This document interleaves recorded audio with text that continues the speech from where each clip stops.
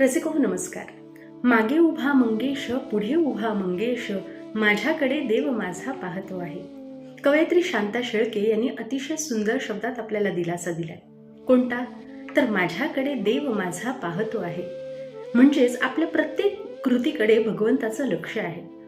पण काही लोकांना याच गोष्टीची भीती वाटते, म्हणून गैरवर्तन करताना ते सभोवताली पाहतात. कुठे सीसीटीव्ही लावला तर नाहीये ना हे पाहतात.